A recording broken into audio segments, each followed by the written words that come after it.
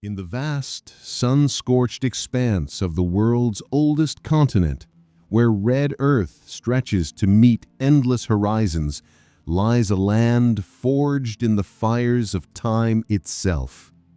Australia, a colossal island adrift in the southern seas, whispers secrets from an epoch when humanity first dared to cross uncharted waters. Imagine the ancient winds carrying the echoes of footsteps that have tread this ground for over 65,000 years. Footsteps of the first peoples, whose spirits are woven into every rock, river, and starry sky. This is no mere geography. It is a living canvas, painted with the strokes of survival, innovation, and profound connection to the earth. Yet beneath its serene beauty lurks a story of collision between timeless cultures and invading empires, between dreams of freedom and the chains of conquest.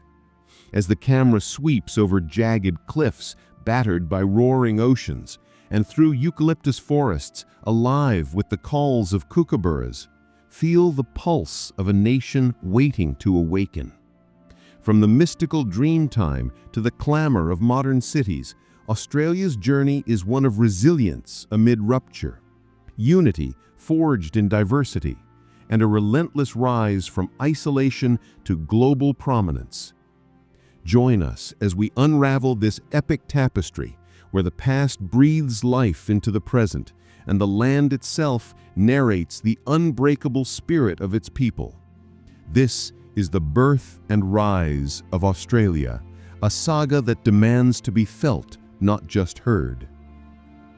The narrative unfolds like the unfolding petals of a waratah flower, revealing layers upon layers of human endeavor, environmental adaptation, and cultural evolution. It begins in the mists of prehistory, where the first humans set foot on this isolated landmass, separated from the rest of the world by vast oceans that both protected and challenged its inhabitants. As we delve deeper, we encounter the intricate web of indigenous societies that thrived in harmony with the environment, developing complex systems of knowledge that rivaled any in the ancient world. Then comes the era of exploration and colonization, marked by ambition, conflict, and transformation. The British arrival in 1788 was not just a landing, it was a seismic shift that reshaped the continent's destiny, blending European institutions with the harsh realities of the Australian landscape. Through wars, economic booms, and social upheavals, a new society emerged, one that grappled with its identity while forging ahead into modernity. Today, Australia stands as a vibrant, multicultural nation, confronting its past while embracing a future of innovation and reconciliation. This opening sets the stage for an immersive journey, drawing you into the heart of a story that spans millennia, inviting reflection on themes of belonging, change, and hope.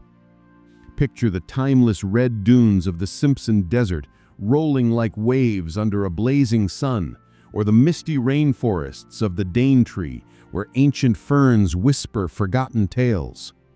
These landscapes are not passive backdrops, but active participants in the drama, shaping the lives of those who call them home.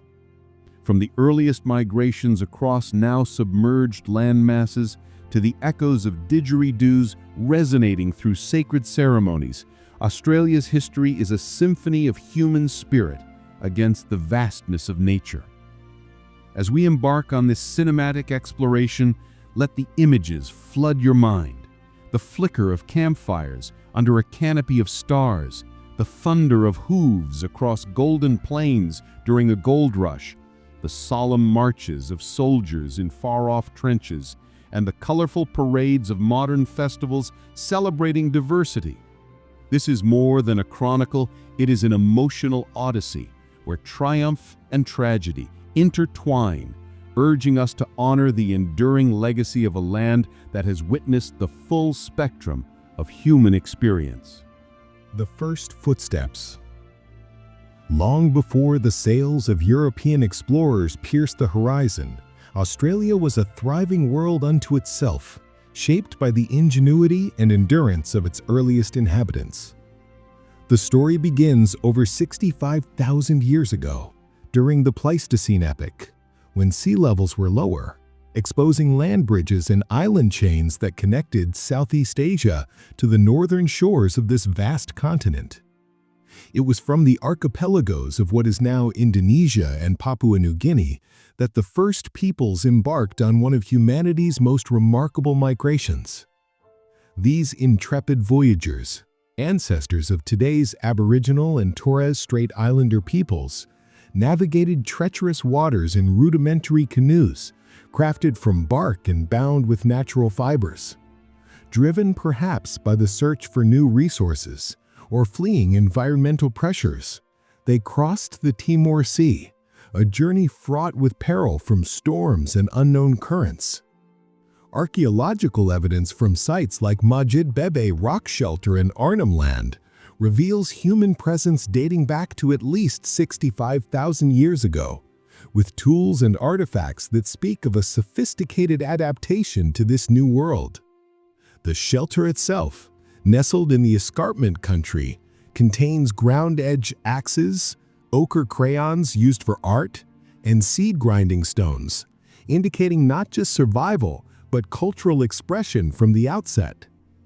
Genetic studies further illuminate this migration, showing that Aboriginal Australians share ancestry with early humans who left Africa around 75,000 years ago, diverging and adapting as they moved through Asia and into Sahul, the ancient supercontinent comprising Australia, New Guinea, and Tasmania.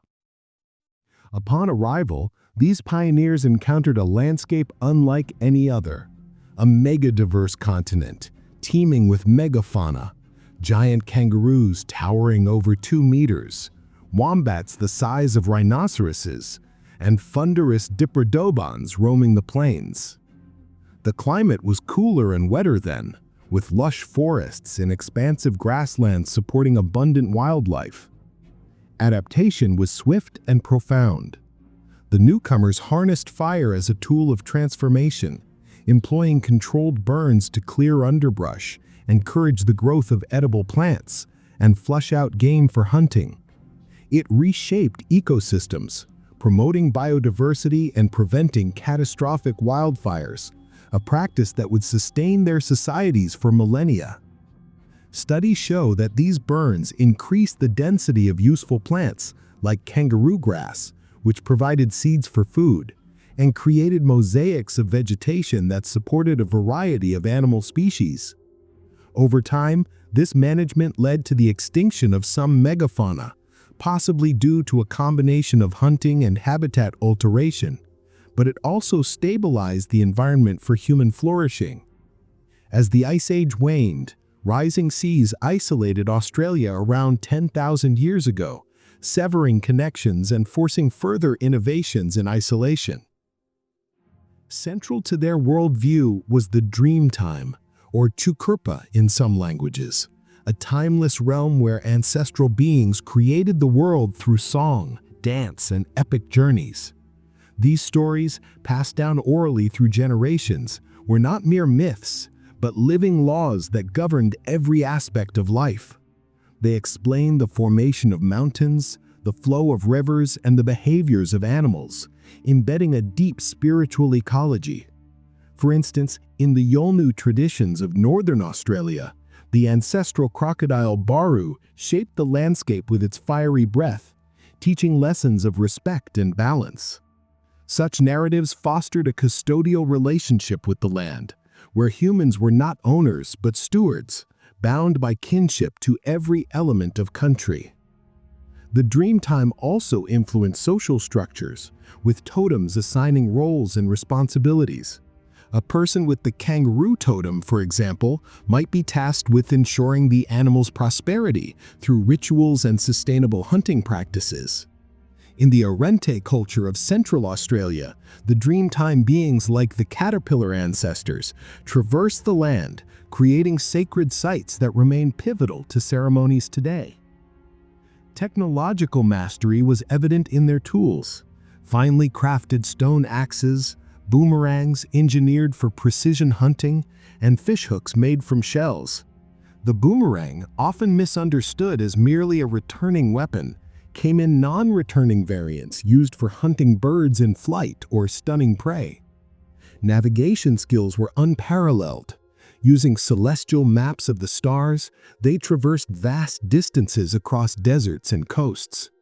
The Pleiades star cluster, known as the Seven Sisters in many cultures, guided seasonal movements, signaling times for gathering honey ants or migrating to water sources. The Torres Strait Islanders, arriving around 4,000 years ago via another wave, developed seafaring expertise, trading with Melanesian neighbors and cultivating gardens on coral atolls.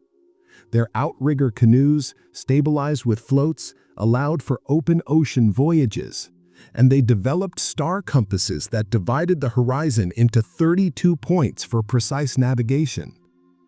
Evidence from sites like Lake Mungo in New South Wales, where human remains date back to 42,000 years ago, reveals ceremonial burials with ochre and flowers, indicating early spiritual practices and a belief in the afterlife. Survival systems were intricate. Seasonal migrations followed the bloom of resources, from the protein-rich bogong moth festivals in the Alps to the harvesting of yams and bush tucker in the arid interior. In the high country of southeastern Australia, clans gathered annually for moth feasts, where billions of insects provided a high-fat food source, fostering social bonds through trade and marriage arrangements. Water management was ingenious. In deserts, knowledge of soakages, underground water reserves accessed by digging, ensured survival during droughts. Social structures emphasized reciprocity and knowledge sharing. Elders held repositories of lore, guiding communities through ceremonies that reinforced bonds and resolved conflicts. Initiation rites, often involving scarification or tooth avulsion, marked transitions to adulthood, imparting sacred knowledge. Art forms flourished. Rock engravings at Borup Peninsula depict hunting scenes from 30,000 years ago, while ochre paintings in Kakadu capture dynamic stories of creation.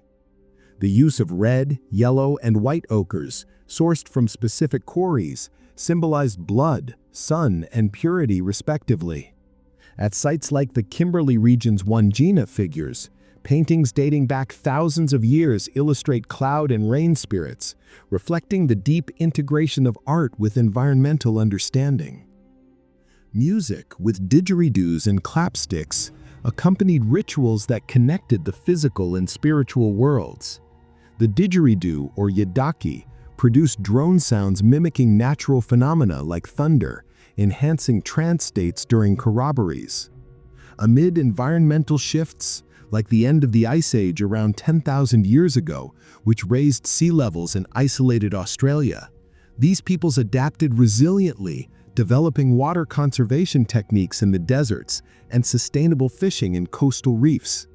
In the Great Barrier Reef area, intricate fish traps made from stone walls harnessed tides to capture marine life, demonstrating engineering prowess. Language evolution reflected this adaptation, with hundreds of languages each encoded environmental knowledge, such as the Kaiteche language's dozens of words for sand types in the central desert. Genetic diversity, including unique Denisovan DNA, contributed to physical adaptations suited to varied climates, from the tropical north to the temperate south. This era laid the foundations of one of the world's oldest continuous cultures, a testament to human ingenuity in harmony with nature.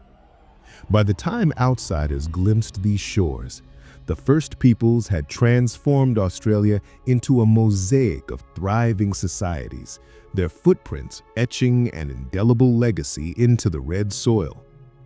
The migration wasn't a single event, but waves over millennia, with genetic studies showing admixture from multiple sources, including early Asian populations.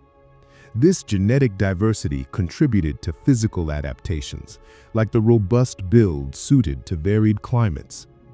Socially, Matrilineal and patrilineal systems coexisted, with women's roles in gathering and child-rearing complemented by men's hunting, though both genders participated in ceremonies.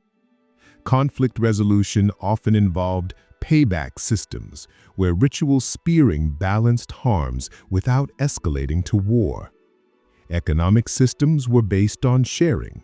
A successful hunt was distributed according to kinship rules, ensuring community survival. Spiritual practices included increased ceremonies to promote animal reproduction, like rubbing rocks associated with totems.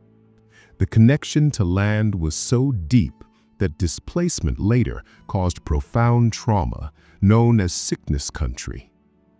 Archaeological sites like Lake Mungo, with burials dating to 42,000 years ago, show ceremonial practices, including cremation and ochre anointing, indicating complex beliefs in afterlife.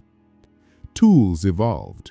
Microliths, small stone blades, appeared around 5,000 years ago, improving efficiency. Climate changes like the aridification of the interior led to innovations such as the Woomera spear thrower, extending hunting range. Coastal groups developed harpoons for dugong hunting, integral to Torres Strait culture. In Tasmania, isolated by rising seas, the Palawa people adapted to colder conditions, crafting possum skin cloaks and using fire for warmth. Their middens, shell heaps, reveal diets rich in abalone and seals spanning 40,000 years. Overall, this period exemplifies sustainable living, with populations estimated at 300,000 to 1 million at contact, balanced by the land's carrying capacity. The first people's knowledge of botany allowed them to identify over 500 edible plants, from bush tomatoes to wattle seed, forming a pharmacopoeia for medicine. For instance, tea tree oil was used as an antiseptic, predating modern uses. This holistic approach to life, blending science, art, and spirituality, set the stage for the diverse nations that would emerge across the continent.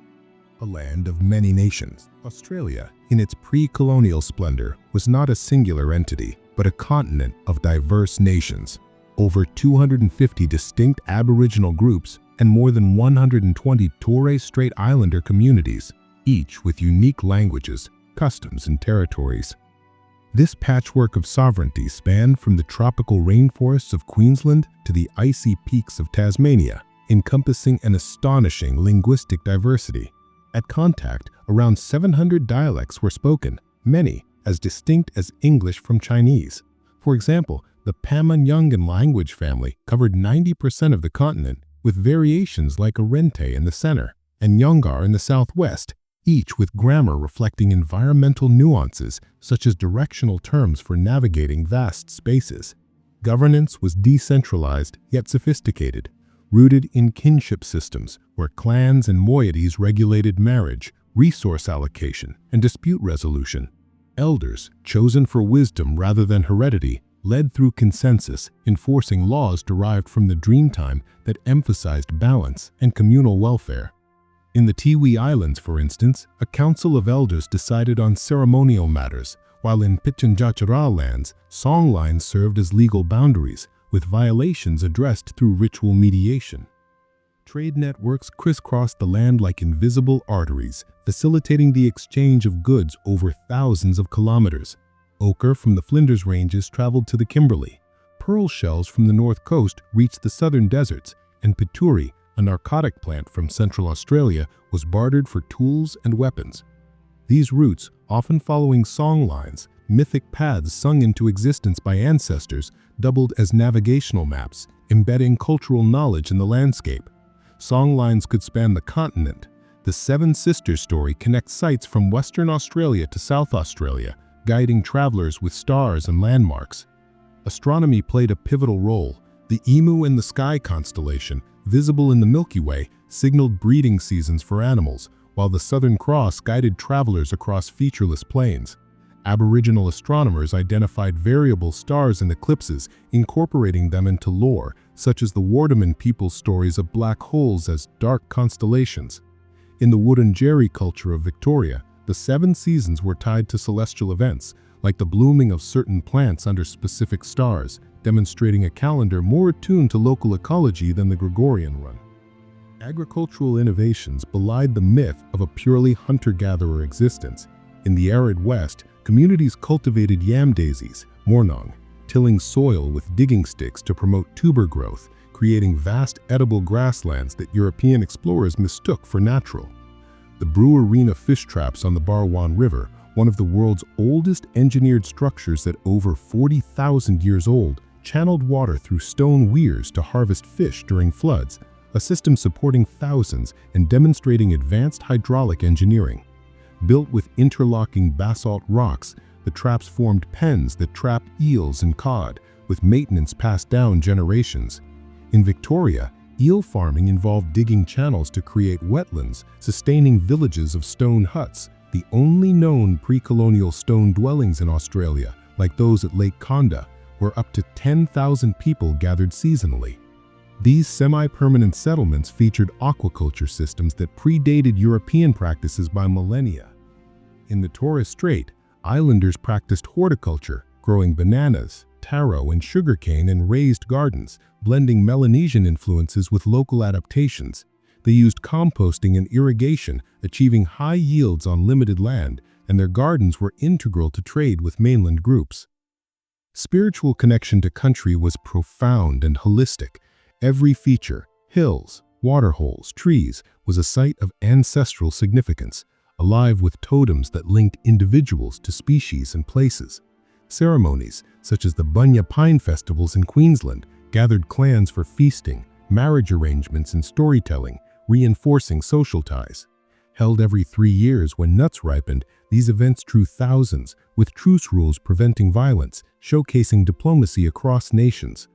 Art was a vessel for this spirituality. Bark paintings from Arnhem Land depicted intricate X-ray styles, showing animals' internal structures, symbolizing deeper truths. Using natural pigments, artists like Idavala created works that mapped kinship and law, while dot paintings from the Western Desert, emerging around 20,000 years ago, encoded secret sacred knowledge visible only to initiates. Dance and song preserved history, with corroborees enacting dreamtime events under starlit skies. Instruments like bull roars created eerie sounds for initiations, while body painting with clay signified roles. Yet this harmony was not without challenges. Intergroup conflicts arose over resources, resolved through ritualized combat or mediation, such as Makarata in Arnhem Land, a ceremonial payback that restored balance. Environmental knowledge allowed survival through droughts and floods. For example, in the Murray-Darling Basin, communities managed wetlands with weirs and canals, controlling water for fish and birds, sustaining populations in one of Australia's most fertile regions. Women's roles were vital, gathering up to 80% of food, weaving nets from grass, and holding sacred knowledge in women's business ceremonies, like those for childbirth and healing. Men and women had separate lore, with men's business focusing on hunting rituals and tool-making. Health practices included bush medicine. Eucalyptus leaves treated colds, while guarana oil soothed skin ailments, forming a comprehensive pharmacopoeia. Population densities varied, higher in fertile riverine areas like the Murray, where semi-permanent villages existed with populations up to several hundred. Social organization included skin groups to prevent incest, with complex marriage rules ensuring genetic diversity. Education was experiential. Children learned through play, mimicking adults, graduating to formal teaching by elders in lore and skills. Mythology explained natural phenomena like the rainbow serpent creating rivers during floods, a story shared across many nations with local variations. Rock art sites, like those in the Kimberley with Gaiwan figures, date back 20,000 years, showing stylistic changes over time that reflect cultural evolution.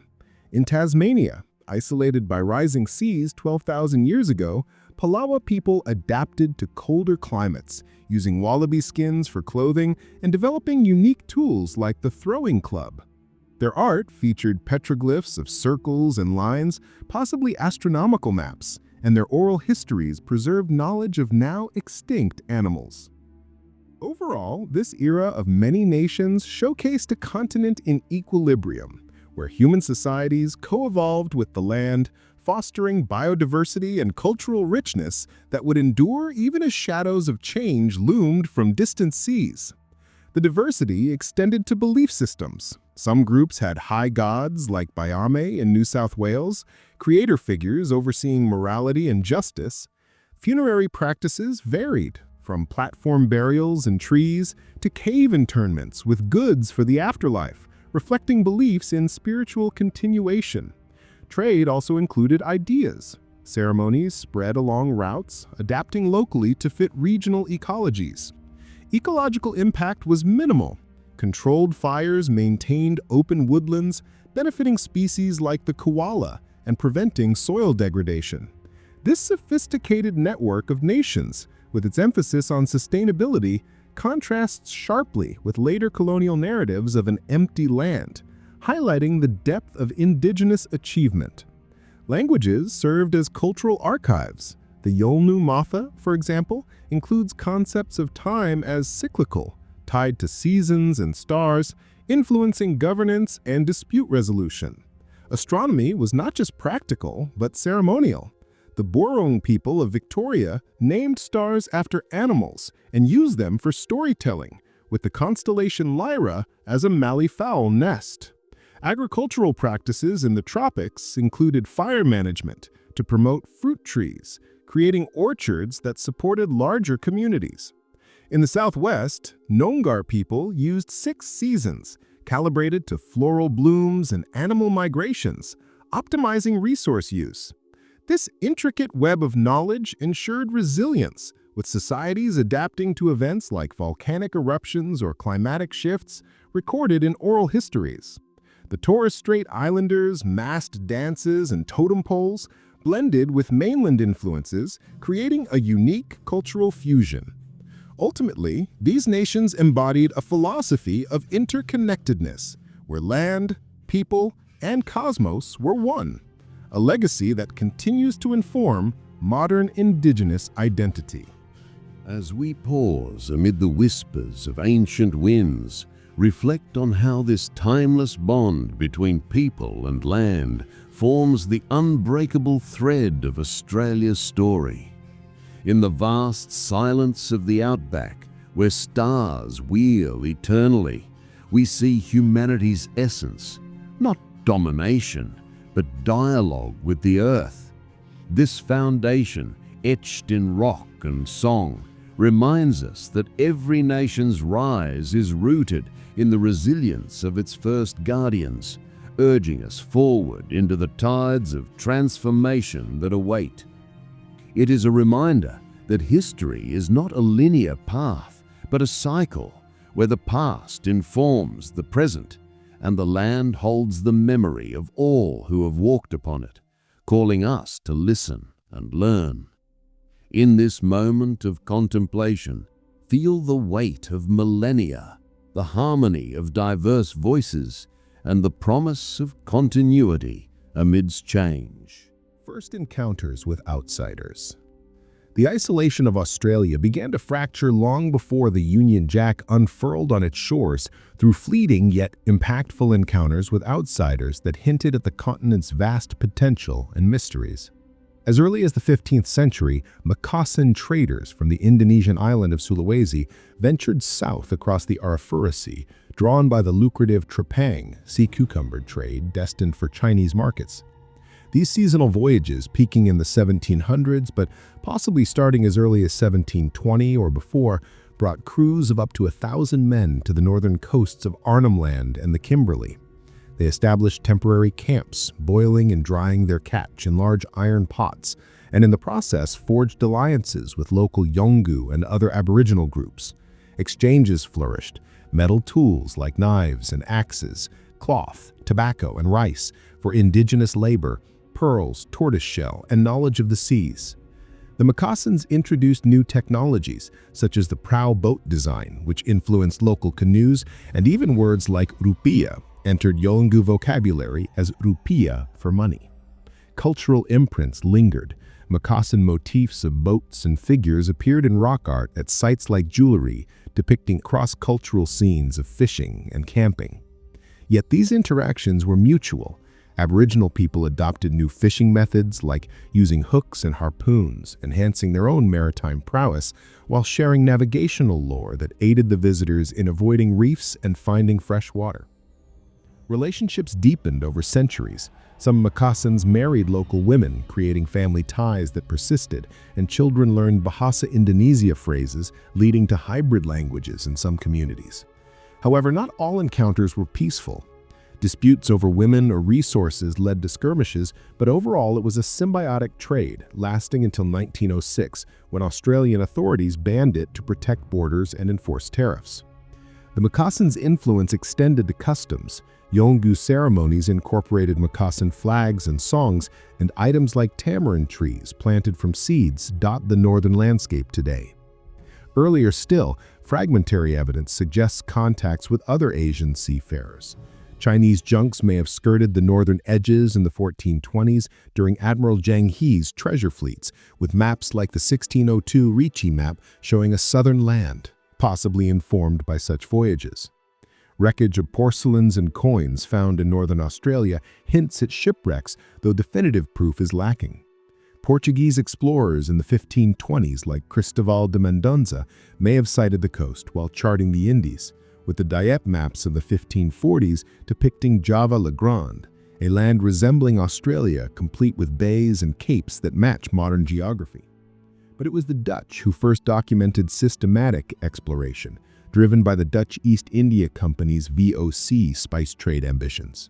In 1606, Willem Jansson aboard the Duifken landed on the Cape York Peninsula, mistaking it for part of New Guinea.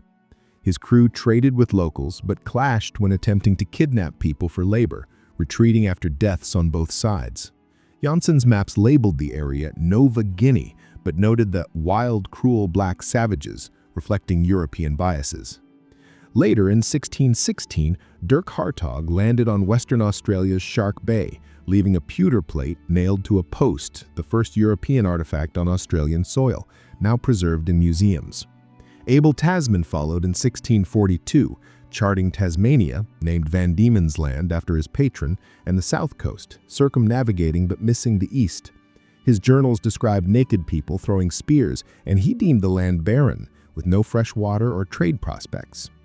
Tasman named features like Maria Island and noted the fierce winds of the Roaring Forties, which deterred further voyages.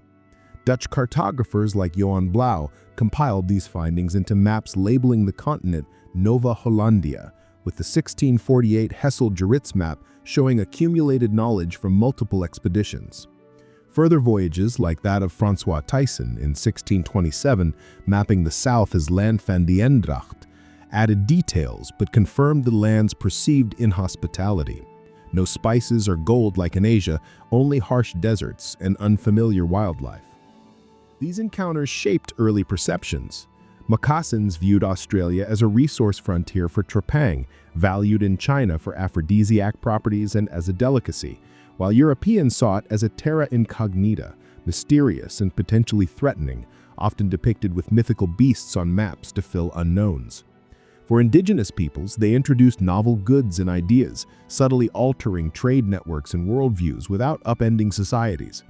Stories of ghost ships and pale-skinned visitors entered oral traditions, foretelling greater intrusions, such as the Yolngu Makarata rituals, incorporating Mocassin elements for peacemaking.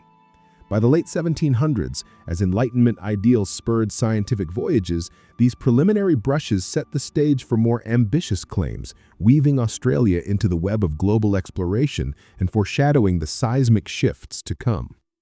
French explorers like Louis de Freycinet in 1802 would later build on Dutch maps, but the groundwork laid by these early contacts highlighted Australia's strategic position in the Indian Ocean trade routes, influencing future imperial strategies.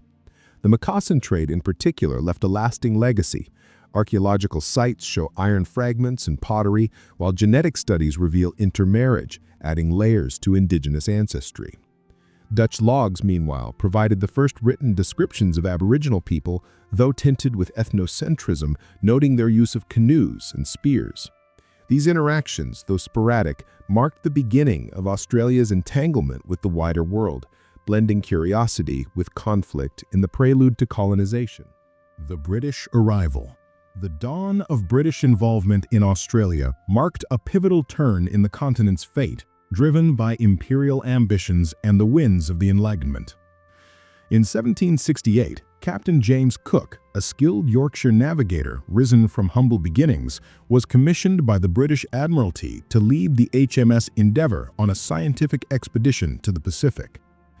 The primary goal was to observe the transit of Venus from Tahiti, a rare astronomical event that could help calculate Earth's distance from the Sun, but secret orders instructed him to search for the fabled Terra Australis Incognita, a hypothesized southern continent to balance the northern landmasses in scientific theories of the time. Accompanied by naturalist Joseph Banks, astronomer Charles Green, and artists like Sidney Parkinson, Cook's voyage blended exploration with botany, astronomy, and geopolitics. Departing Plymouth in August 1768 with a crew of 94, they rounded Cape Horn amid stormy seas, reached Tahiti in April 1769, and after successful observations amid local hospitality, sailed west toward New Zealand and then Australia, mapping as they went. Cook first sighted the southeast coast on April 19, 1770, at Point Hicks in what is now Victoria, before navigating northward through uncharted waters. At Botany Bay, named for the abundant plant specimens collected by Banks, over 30,000, including Banksias and eucalypts, Cook's crew encountered the Guigal clan of the Darawal people. Initial interactions were tense. Locals signaled for the strangers to leave by waving spears, and when ignored, two warriors threw spears, prompting Cook to fire a musket loaded with small shot, wounding one in the leg. Despite this, exchanges occurred, with beads and nails traded for spears and shields, though language barriers hindered deeper understanding. Cook noted the indigenous people's canoes, fishing techniques with pronged spears, and apparent contentment, writing in his journal that they seemed far happier than we Europeans, living without the burdens of property or hierarchy. Continuing north, the Endeavour charted over 2,000 miles of coastline, navigating the treacherous Great Barrier Reef, where the ship grounded on June 11, 1770, requiring urgent repairs at Endeavour River, now Cooktown. There, interactions with Gugu Yamithir people were more amicable. They shared kangaroo meat and turtle, and Cook's men learned words like ganguru for the animal, while observing customs like body painting and fire-making. On August 22, 1770, at Possession Island in the Torres Strait, Cook raised the Union Jack and claimed the entire east coast for Britain, naming it New South Wales. This act invoked the doctrine of discovery, asserting sovereignty despite evident inhabitation by thousands of indigenous people. Imperial motivations were multifaceted. Post-1763 Treaty of Paris, Britain sought to expand its empire, countering French interests in the Pacific, evidenced by rival explorers like Louis-Antoine de Bougainville. The American Revolution's loss in 1776 exacerbated prison overcrowding in Britain, with hulks on the Thames holding thousands of convicts amid rising crime from industrialization, enclosure acts, and poverty. Australia promised a distant penal colony, relieving domestic burdens while securing strategic naval bases against rivals and providing resources like timber for shipbuilding. Banks's enthusiastic reports to Parliament in 1779, describing fertile soils and potential for flax, hemp, and agriculture, fueled visions of agricultural and commercial outposts, though he exaggerated to promote settlement. Yet misconceptions abounded. The notion of terra nullius, nobody's land, emerged later but was rooted in Cook's observations that indigenous peoples lacked settled agriculture, permanent structures, or visible governance, ignoring their sophisticated land management, seasonal villages, and oral laws. ethnocentric views labeled them as primitive nomads, justifying dispossession under European legal norms, like John Locke's labor theory of property, which held that land not improved by farming was open for claim. First impressions varied. Cook admired their independence and lack of material greed, but saw no immediate trade value, while Banks collected artifacts like shields, later displayed in London museums, sparking European curiosity. Globally, this arrival echoed the era's expanding empires. Britain's naval supremacy post-Seven Years' War enabled such ventures, paralleling claims in India and the Pacific. Cook's meticulous maps, including hazards like the reef and detailed coastal surveys, provided blueprints for settlement and navigation. Though Cook perished in Hawaii in 1779 during his third voyage, stabbed in a dispute over a boat, his legacy propelled the 1788 First Fleet under Arthur Phillip, transforming fleeting encounters into permanent occupation and igniting a chain of events that would redefine the continent's destiny. The voyage also advanced science. Banks's collections revolutionized botany, with species like eucalyptus introduced to Europe, and astronomical data improved longitude calculations. Cook's journals, published posthumously, romanticized the noble savage while downplaying violence, influencing British policy. In retrospect, this discovery was an invasion for indigenous people, whose oral histories recall the ghost ships as omens of disruption, a perspective gaining recognition in modern reconciliatory narratives. Colony to conflict. The arrival of the First Fleet on January 18, 1788 at Botany Bay, deemed unsuitable due to poor soil, lack of fresh water, and exposure to winds, prompted a hasty move to Port Jackson, where Sydney Cove offered deep anchorage, a reliable stream, and abundant timber. Led by Captain Arthur Phillip, a seasoned naval officer with experience in Portugal and Brazil, the fleet of 11 ships, 2 warships, HMS Sirius and Supply, 6 convict transports, and 3 storeships carried 1,487 people, 759 convicts, including 192 women and 13 children, 245 Marines, officials, and families. This penal experiment, conceived by Lord Sydney and influenced by Banks' reports, aimed to rehabilitate through hard labour while establishing a self-sustaining outpost to claim the Pacific for Britain and relieve overcrowded jails. Convict, convicted of crimes like theft, forgery or poaching amid Britain's social upheavals from the Industrial Revolution, faced 7-year-to-life sentences, with transportation seen as a merciful alternative to execution under the Bloody Code. Early survival was brutal. The fleet's rations, including salted pork, flour, and hardtack, were depleted after the 8-month voyage, and the sandy soils resisted European crops like wheat, corn, and vegetables. Starvation loomed as the first harvest failed due to drought and pests, compounded by scurvy, dysentery, and typhus that killed dozens. Phillip rationed food strictly, reducing portions to bare minimums, and sent the Sirius to Cape Town for supplies, a perilous journey that took 7 months. Convicts toiled under marine guard, felling giant eucalypts, building wattle and daub huts with thatched roofs, and laying out streets in a grid pattern inspired by Enlightenment planning. By 1838, the colony numbered around 1,000, but morale plummeted with floggings for theft, up to 1,000 lashes with the cat-o'-nine-tails, and hangings for serious offences like rape or murder. Women convicts, often transported for minor crimes like stealing bread, faced exploitation and hardship, though some, like Mary Bryant, escaped dramatically in 1791, stealing a boat and sailing 5,000 kilometres to Timor with her children, only to be recaptured. Frontier expansion ignited conflict as settlers encroached on indigenous territories, disrupting hunting grounds, water sources, and sacred sites. The Eora people of Sydney, comprising clans like Cadigal, Wangal, and Camaragal, initially observed curiously, but resisted as resources dwindled and violence escalated. Governor Phillip sought peaceful relations, kidnapping Arabanu in 1788 to learn language and customs, but he died of smallpox.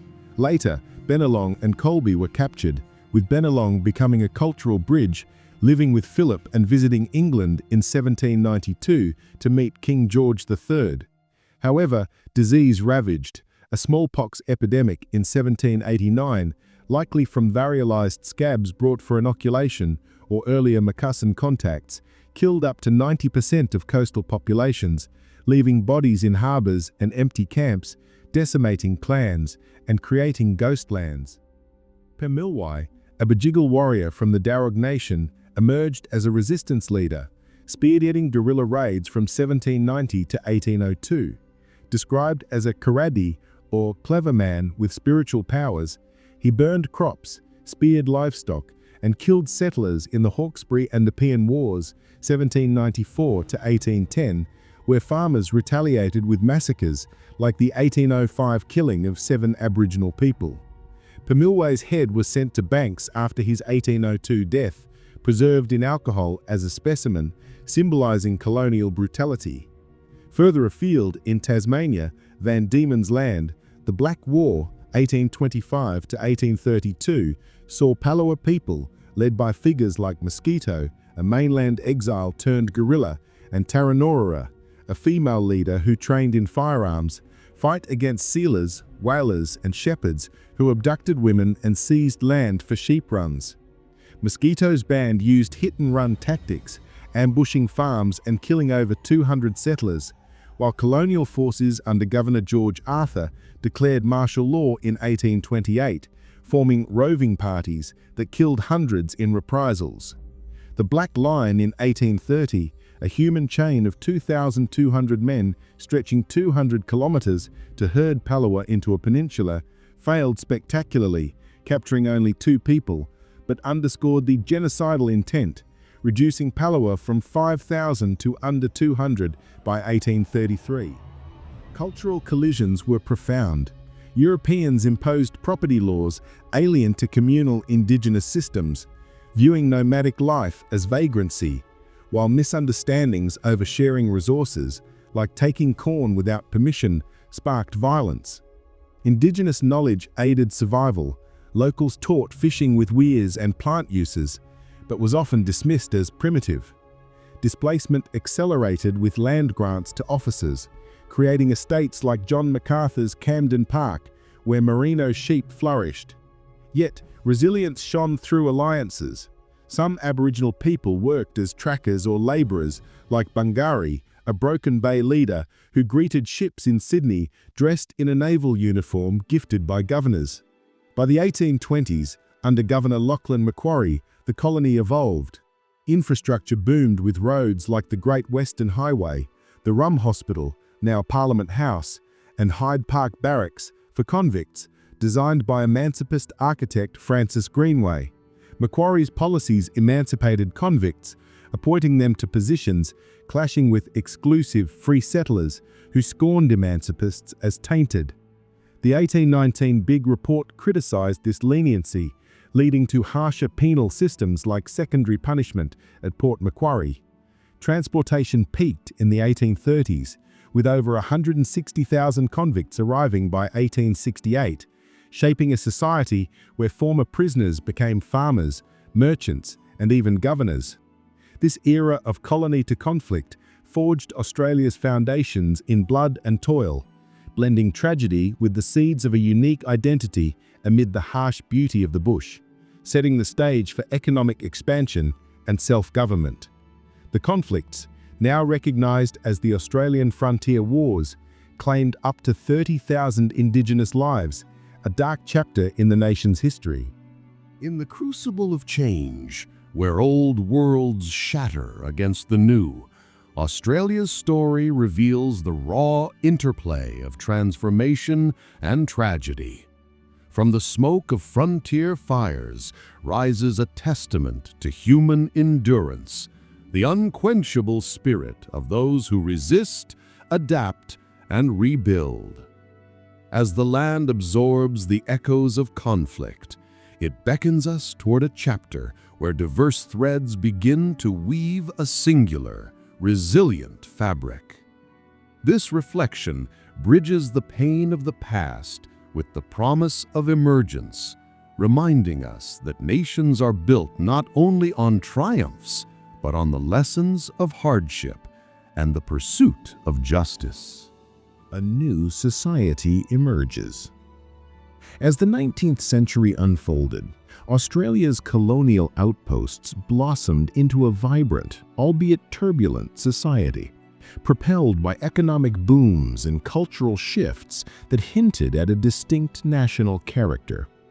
The wool industry became the backbone, with John MacArthur importing Spanish merino sheep in 1797, cross-breeding them to produce fine wool suited to Britain's textile mills during the Industrial Revolution.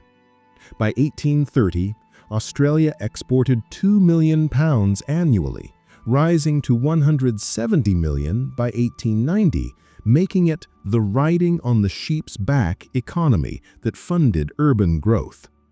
Squatters, adventurous landholders like the Hentys who settled Portland Bay in 1834, pushed beyond official boundaries, claiming vast runs via squatting on Crown land, forming the squattocracy elite with grand homesteads like Werribee Park and political influence. Pastoral leases formalized this in 1847 under the Orders in Council, but overstocking led to environmental degradation like soil erosion in the Riverina and the introduction of pests such as rabbits in 1859, which devastated pastures. Pastoral expansion bred bush culture, romanticized in folklore and literature. Stockmen, descendants of convicts and Irish immigrants, herded sheep across endless plains, living in slab huts and mustering with dogs and whips.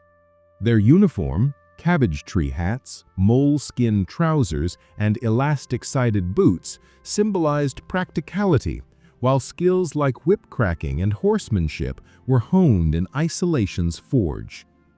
Mateship, the code of unwavering loyalty, emerged from shared hardships, as in droving teams facing floods, droughts, or aboriginal resistance on the frontiers. Class tensions simmered.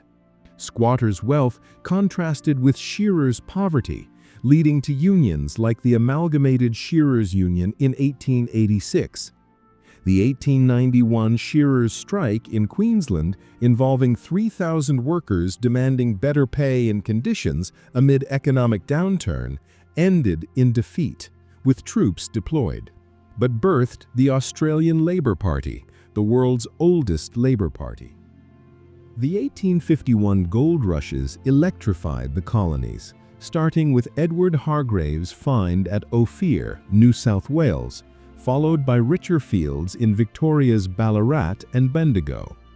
Over 600,000 migrants arrived in the 1850s, tripling the population to 1.1 million and shifting demographics from convict to free settler. Diggers from Britain, Ireland, America, and 40,000 from China flocked, creating canvas towns like Canvas Town in Melbourne, where fortune seekers lived in squalor amid mud and disease. Fortunes varied. Some struck rich veins, buying hotels or land, while others toiled in muddy claims for meager yields, leading to social unrest. The rushes boosted infrastructure, roads, telegraphs, and ports, and urban growth. Melbourne's population hit 125,000 by 1854, surpassing Sydney with grand buildings like the Treasury and Royal Exhibition Building. But social upheavals followed. The Eureka Stockade in December 1854 saw 500 miners, led by Irishman Peter Lalore and including Italians and Germans, swear allegiance under the Southern Cross flag, protesting £30 license fees and police corruption.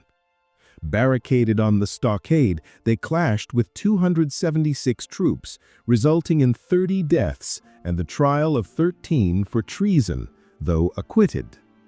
Though crushed, Eureka spurred democratic reforms. Licenses replaced by minors' rights and suffrage extended to men, symbolizing egalitarian spirit and influencing future labor movements. Migration diversified society. Chinese communities faced racism, culminating in the 1861 Lambing Flat riots, where 3,000 Europeans attacked camps, burning tents and cutting queues in xenophobic violence. This led to restrictive acts like Victoria's 1855 poll tax on Chinese arrivals, precursors to the White Australia policy. Yet Chinese contributed to agriculture, establishing market gardens, supplying fresh produce, and laundries in gold towns. Railways revolutionized connectivity.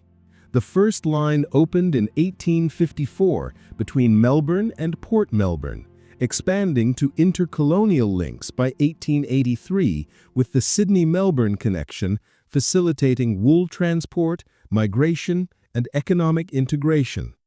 Bushrangers, outlaws like Captain Thunderbolt, Fred Ward, who robbed for a decade in New South Wales, roamed, holding up coaches and banks.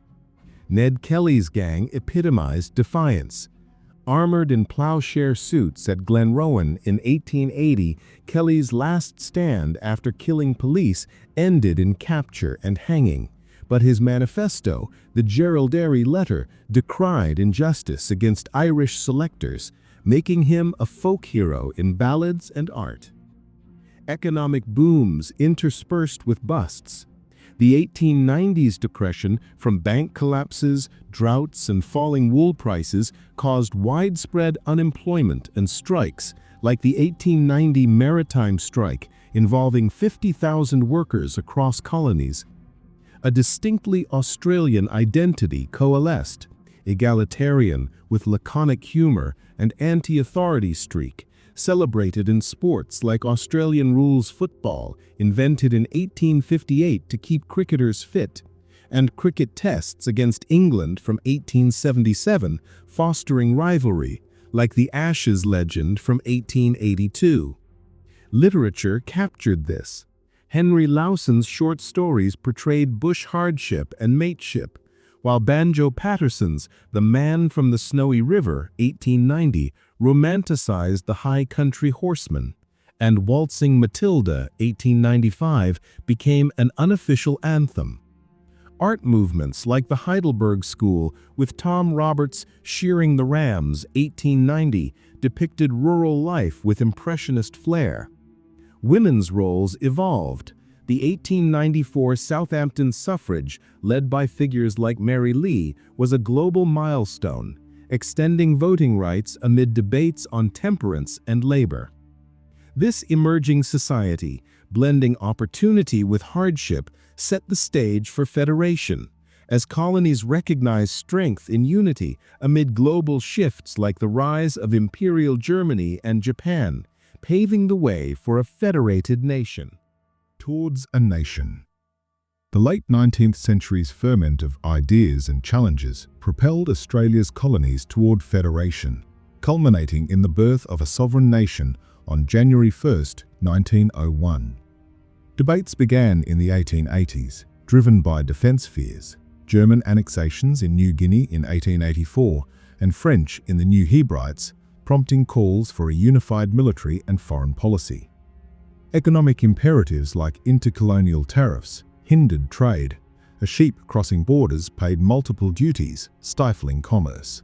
Henry Parkes, five-time New South Wales Premier, known as the Father of Federation, ignited the movement with his 1889 Tenterfield oration, urging a federal army and a great national government for all Australia. The 1890 Australasian Federation Conference in Melbourne agreed on principles, leading to the 1891 Sydney Convention, where delegates, including Alfred Deakin and Samuel Griffith, drafted a constitution inspired by the US federal model, powers over defence, trade and immigration, and British Westminster system with a responsible parliament. The 1897-98 conventions in Adelaide, Sydney and Melbourne refined it, addressing contentious issues like river rights, Murray-Darling water disputes between South Australia and upstream states, and Senate representation, equal seats for each state to protect smaller ones like Tasmania from domination by populous New South Wales and Victoria. Public referendums in 1898 to 1900 approved the document, though New South Wales initially rejected it, requiring adjustments like Section 7 for Senate elections and promises of a new capital, eventually Canberra. Western Australia joined late in 1900, swayed by Goldfield voters who favoured federation for better infrastructure. Queen Victoria assented in July 1900, and in Sydney's Centennial Park, amid fireworks and parades, Lord Hopetoun proclaimed the Commonwealth, with Edmund Barton as interim Prime Minister after the first federal election in March 1901. The Constitution enshrined innovations. Section 51 granted federal powers over key areas, while women's suffrage, achieved in South Australia 1894 and Western Australia 1899, extended federally in 1902, second globally after New Zealand, though Indigenous voting rights were excluded in some states until 1962. Early policies reflected anxieties. The Immigration Restriction Act 1901 enforced white Australia via dictation tests in any European language, targeting Asians and Pacific Islanders amid labour fears. The Pacific Islander Labourers Act 1901 deported Kanakas from Queensland cane fields, ending blackbirding.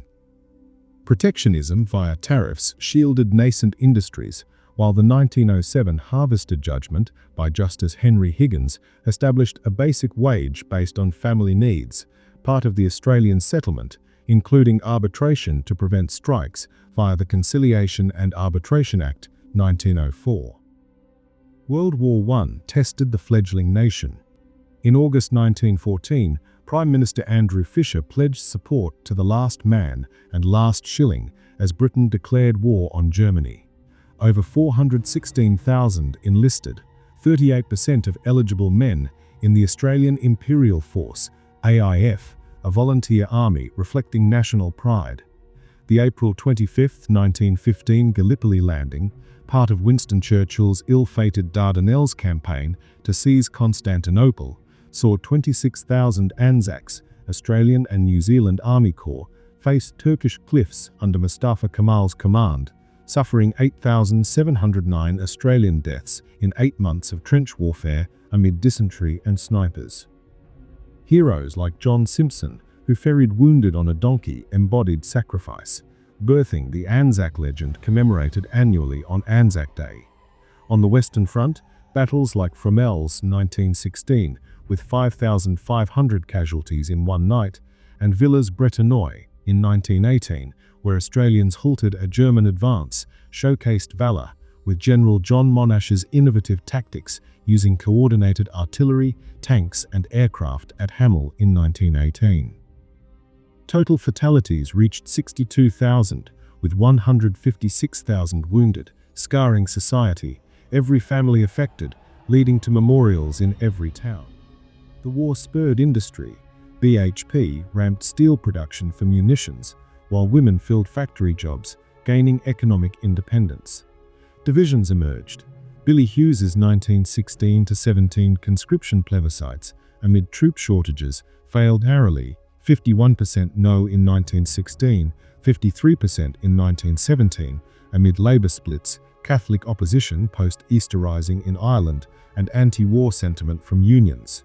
Hughes, expelled from Labour, formed the Nationalist Party, winning in 1917 with promises of victory. Post-war, the 1919 Versailles Treaty saw Australia gain mandates over German New Guinea, and Hughes demanded reparations, securing £5 million. The 1920s brought prosperity with soldier settlement schemes, granting farms to veterans, though many failed due to poor land and debt. Economic growth in manufacturing, like Holden's car production from 1917, and cultural shifts with jazz, cinema, and the flapper era, reflected modernity. These events solidified national identity, self-reliant, forged in fire, paving the way for Australia's assertive role from the Statute of Westminster, 1931, granting legislative independence, to facing the Great Depression and another world war, with the Anzac spirit enduring as a cornerstone of Australian ethos. Modern Australia. Post-World War II, Australia underwent profound metamorphosis, evolving from a British outpost into a multicultural powerhouse while grappling with its indigenous legacy. The war's toll, 39,000 dead, 30,000 prisoners from campaigns like Tobruk and Singapore, and Japanese advances to New Guinea in 1942, spurred Populate or Perish, articulated by Immigration Minister Arthur Calwell in 1945. Labour Prime Minister John Curtin shifted alliances to the U.S., with General Douglas MacArthur basing in Brisbane for Pacific operations. Post-1945, Ben Chifley's government launched mass immigration. From 1947, 10-pound palms brought 1 million Britons on assisted passages, followed by displaced persons from Europe, 200,000 Poles, Ukrainians, Balts, and Jews, in work schemes building infrastructure like the Snowy Mountains Hydroelectric Scheme, 1949 to 1974, a marvel employing 100,000 migrants from 30 nations, damming rivers for power, irrigation, and 2,000 kilometers of tunnels.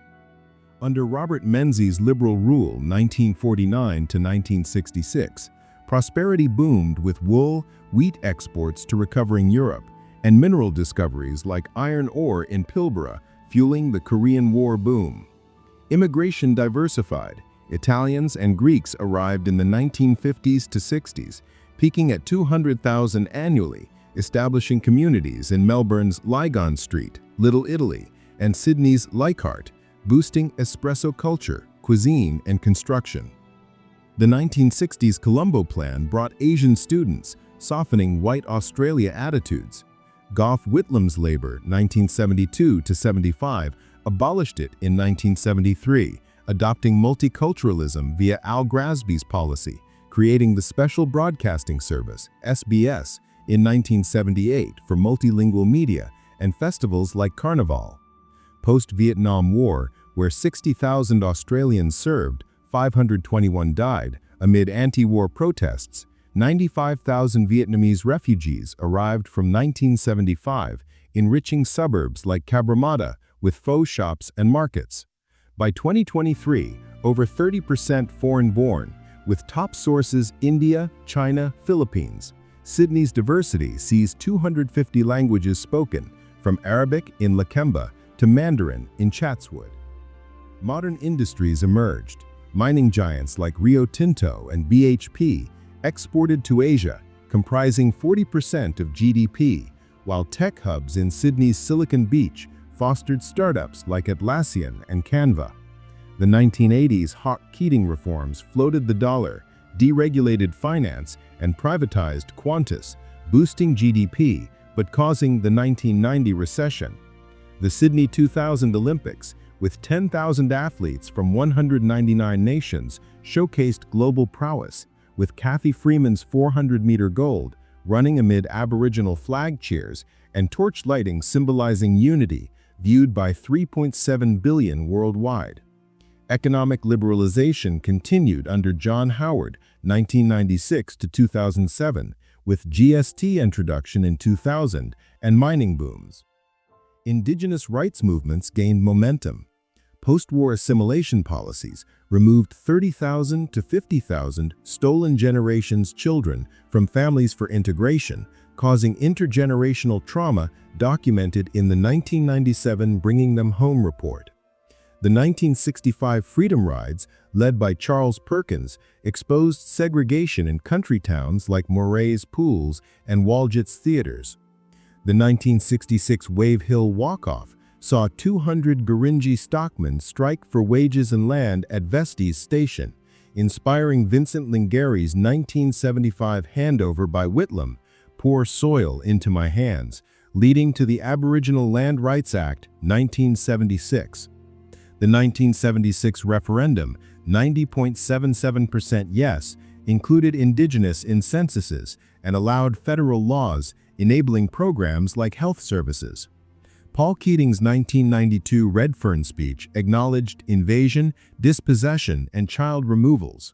The 1992 Mabo case, led by Eddie Kawiki Mabo challenging Queensland annexation, overturned terra nullius, recognizing Maritime title over Murray Islands, leading to the 1993 Native Title Act, which by 2023 saw 40% of land under claims, including Ulru's 1985 handover.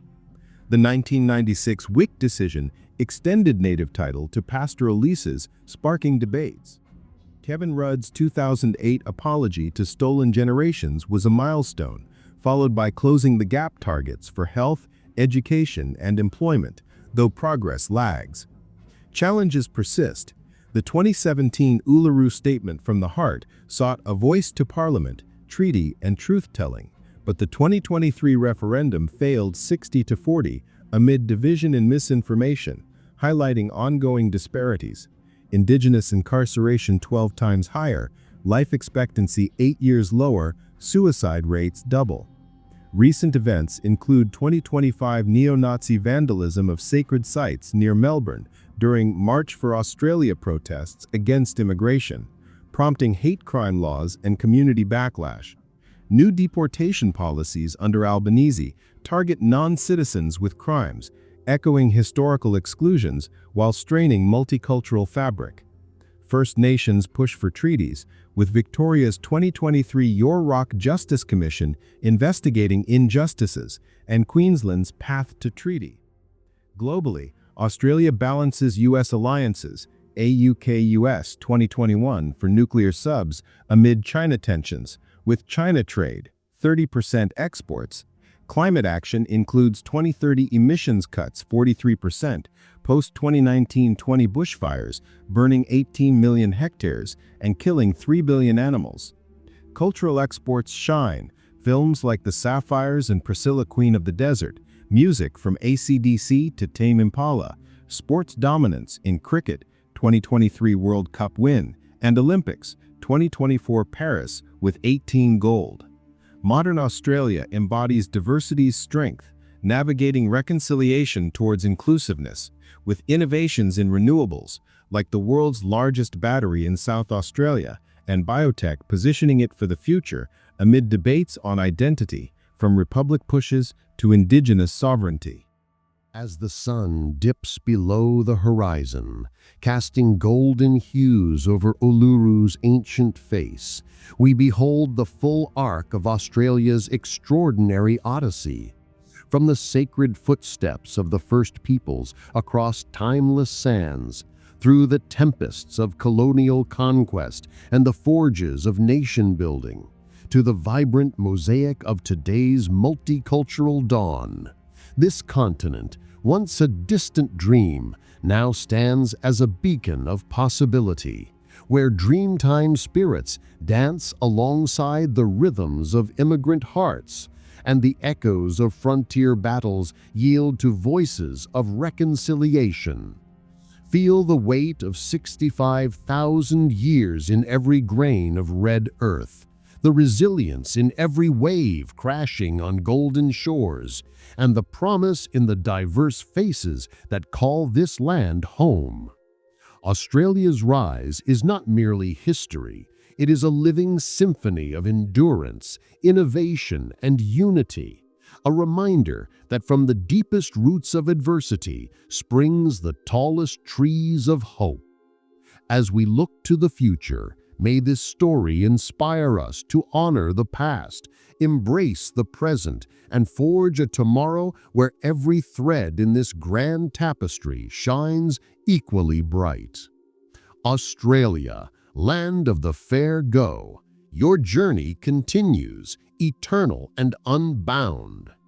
In this closing, we reflect on the interconnectedness of all eras, urging a commitment to justice, sustainability, and shared prosperity for generations to come. Let the vast skies and endless horizons remind us that Australia's spirit is as boundless as its landscapes, a testament to what humanity can achieve when it listens to the land and to each other.